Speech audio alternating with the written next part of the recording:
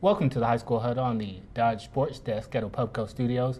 My name is Brandon Chatman. I'm joined by Justin Harper. He's the girls basketball writer for the Oklahoman. And the Class 5A and 6A playoffs begin this week. So let's take a look at 6A first. Justin, which regional do you feel like appears to be the toughest? Actually, I don't think any of them are that tough, but I mean, everyone that's home should make it through. But the top game in 6A they'll all be second round games. I see no upsets whatsoever in the first round. Second round games, though, Norman is going to go up against Lawton most likely.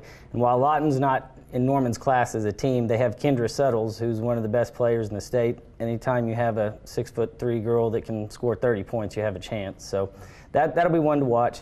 But really the best game would be Edmond Santa Fe and Del City.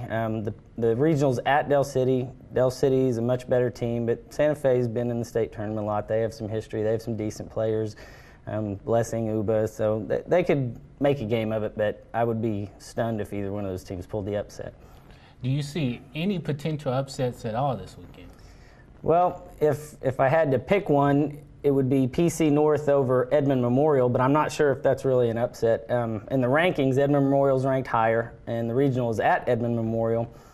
But Putnam City North has beaten Norman this year. They've beaten Carl Albert. I mean, they've pulled off some huge upsets already. They have Shillelagh Jones, who's a really good player.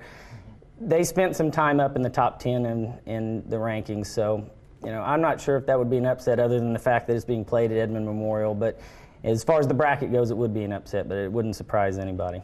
All right, let's take a quick look at Class 5A.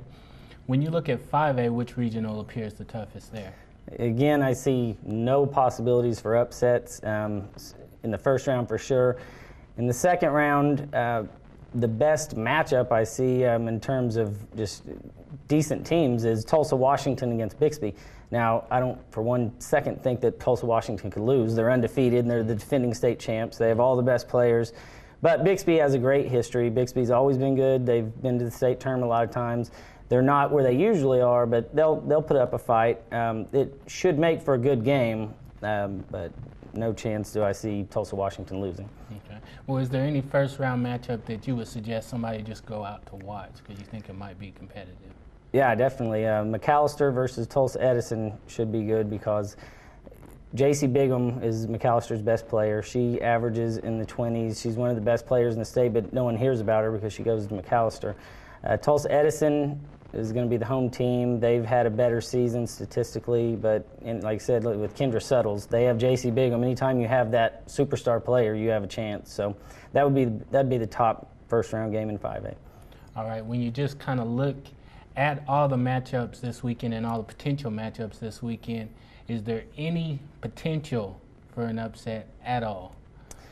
Well, in 5A, you have a regional in Ada that has Ada versus Chickasha and Altus versus Ardmore, and it's at Ada, so I guess Ada is considered the front runner there, but none of those teams really stand out above any of the others. So that's going to be a very competitive regional, and if anyone outside of Ada comes out of that, it would be considered an upset. It would be mild because those teams are all fairly equal, but that would be the best regional if you're going to look for a team that might beat the home team. Okay, all right. Well, Justin, we appreciate your expertise. Thanks for watching the High School Huddle.